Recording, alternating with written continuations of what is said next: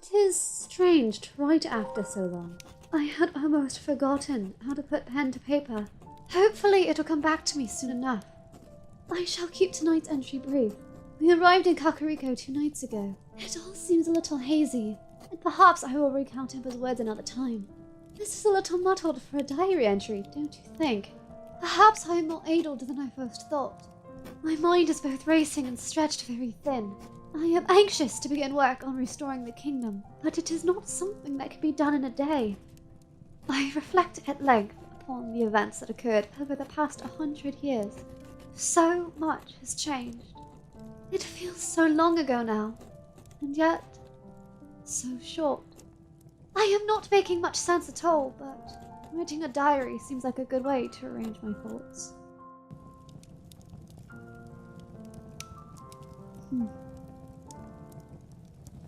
Link sleeps a lot. His wounds were less grievous than they could have been, given his opponent, but they will take time to heal.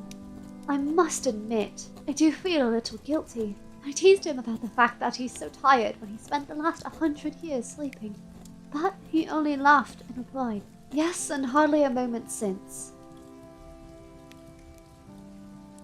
He carried a great weight upon his shoulders for so long, and never once wavered on his path.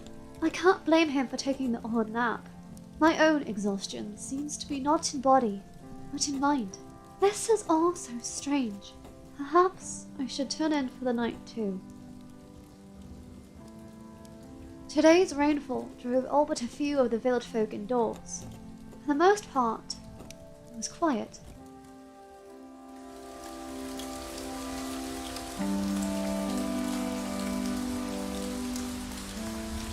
It is strange. I am not accustomed to the calm anymore. When I battled Calamity Ganon, I was contained in the eye of an ever-raging storm.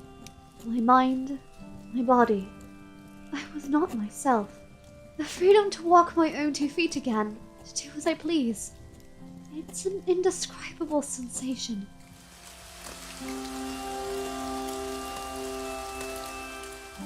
But I lack clarity. These things take time. I suppose it is only natural that there is a disconnect.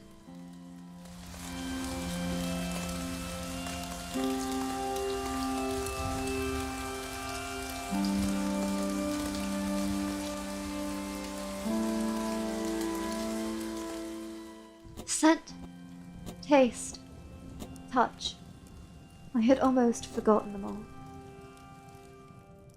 It is such a shame that we didn't have the opportunity to properly observe the Shrine of Resurrection's effects on Link when he first awoke. Who knows when we will have need of it again. Although he remains physically fine, his memory loss is greater than I could have anticipated. I dare not ask how much, or how little, of his childhood he recalls. But it is apparent in the smaller details. When once his favorite color was green, he now favors a light blue. And he used to swear by home-cooked pumpkin stew, and now is a lover of meat skewers and apple pies. There are many things about him that have changed. Be sure to tuck in your thumb so he won't nip it. It's quite remarkable, handsome with a hardy character. You really are the spitting image of my steed from 100 years ago. But you're getting a little plump, don't you think? Has someone been spoiling you? Well, perhaps he isn't that different. Impa's granddaughter Paya is such a sweet girl. She is the spitting image of her grandmother as I knew her, and so dignified. It seems the Sheikah have some work to do in restoring themselves to the might they once had, but I can't help but feel that Paya is the living embodiment of those I knew 100 years ago. If only she could just believe in herself a little more. There. Now you look the part too. Amazing! Traditional Sheikah garb and hair. It's wonderful. I have never met a girl so shy. I think perhaps it's because of her birthmark. It's in the most peculiar place. I'll spare her her dignity and not disclose its location here. Who knows where there might be prying eyes. How do I look? Fit for a princess. Oh, is that presumptuous? I'm sorry. You look lovely in everything you wear. Please do not take offense. It's thanks to her that I have begun writing a diary again. I was in the habit of keeping one long ago, but I had not thought to start a new one from scratch. Link informed me that Paya kept one and that he thought it might be wise for me to start my own. He turned such a funny shade of red when he mentioned it. I wonder what he knows that I do not. Perhaps I shall have to ask him about it later. Oh, Link! Look! Paya did my hair! Don't you think I'd pass for a Sheikah? Won't that confuse your subjects, Princess? Today I idled my time away with the village folk, but I can feel myself growing more restless by the day. I'm certain Link feels the same, although he will not put it into words. He trains with a sword and bow, dawn until dusk, and almost always where I can see him. Sometimes he catches me looking and flashes me the smirk as if to say, "Look at me. I'm all healed and I'm bored." There was once a time I'd have scolded him by the cheek of it. I long for the open air of Hyrule. It may be safe here, hidden amongst the rocks, but I have never enjoyed being cooped up, less so now. And yet I must admit, I'm afraid to see with my own eyes how little of the Hyrule I once knew remains. I think the time has come to recount our arrival in Kakariko before it slips my mind.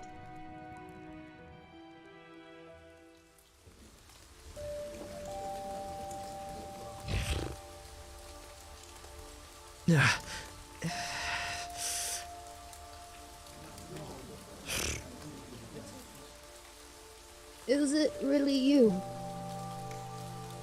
100 years I have waited. Have you finally returned to us? Princess Zelda?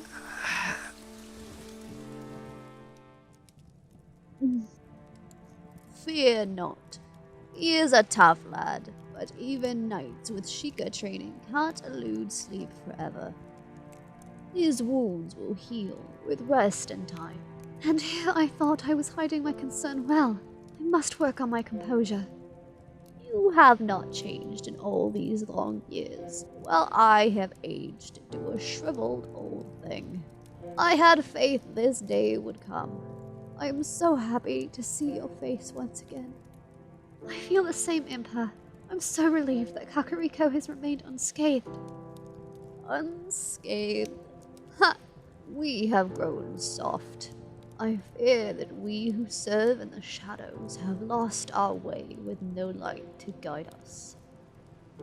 We Sheikah failed you when Calamity Ganon struck. Not at all, Impa. Had I unlocked my sealing powers sooner, then none of this need— Nonsense!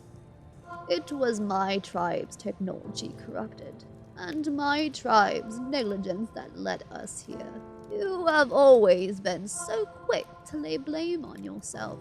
No, let us make amends for where we went astray 100 years ago. Grant an old woman this, at least. Of course, Impa. Thank you.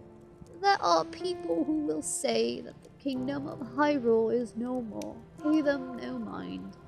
But no matter what happens, know this. Hyrule lives on in you. Princess Zelda, you have won the battle for your kingdom. Now begins the battle for your crown.